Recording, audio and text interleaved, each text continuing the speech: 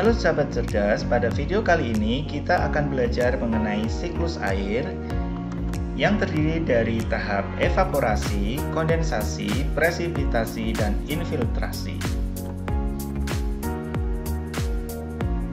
Apakah kalian tahu jika bumi yang kita tempati permukaannya terdiri dari 29% tertutup daratan, sedangkan 71% tertutup perairan. Dari 71% tersebut, di mana 68,5%-nya berupa air asin yang tidak bisa kita konsumsi, sedangkan 2,5%-nya berupa air tawar yang bisa kita konsumsi. Selain itu, dari 2,5% air tawar tersebut, 1,7%-nya berupa gletser dan es di kutub, serta 0,8% berupa air tanah, sungai, dan danau, di mana air ini yang dapat kita konsumsi tentunya.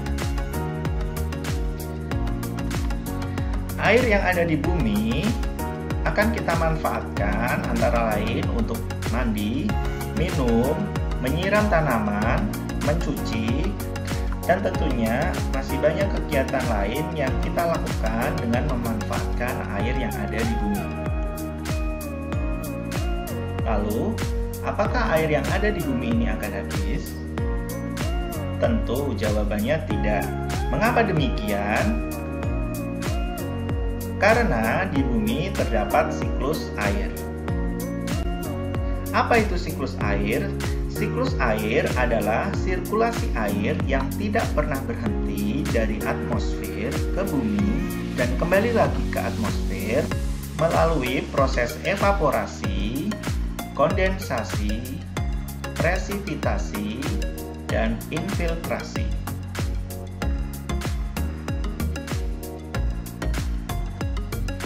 Proses siklus air secara garis besar terdiri dari 4 tahap, yaitu tahap evaporasi, tahap kondensasi, tahap presipitasi, dan tahap infiltrasi.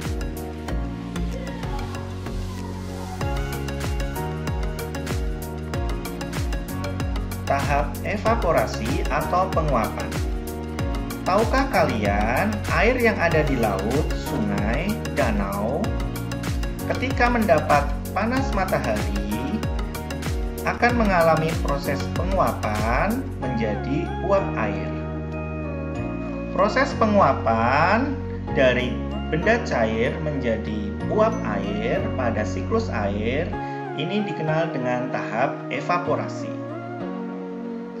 Selain itu, proses penguapan terjadi juga pada tumbuhan, di mana proses ini disebut dengan transpirasi.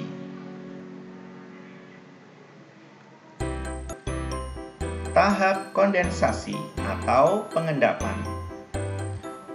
Uap air hasil proses sebelumnya akan mengendap berubah menjadi awan, di mana awan akan terbawa oleh angin menuju tempat yang lebih tinggi dan lebih sejuk.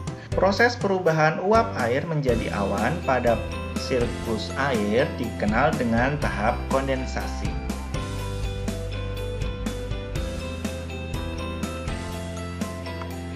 Tahap presipitasi atau turunnya hujan. Proses pengendapan yang terus-menerus membuat awan sampai pada titik jenuhnya, sehingga awan sudah tidak dapat menampung air kembali sehingga terjadi turunnya hujan. Tahap turunnya hujan pada siklus air dikenal dengan tahap presipitasi.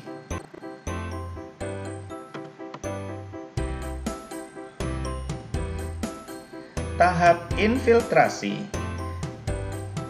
Air hujan yang turun ke bumi, sebagian akan mengalir di permukaan bumi, mengisi sungai, waduk, danau, dan tempat lain sebagainya, dan sebagian yang lain tentunya akan masuk ke dalam tanah, menjadi air tanah.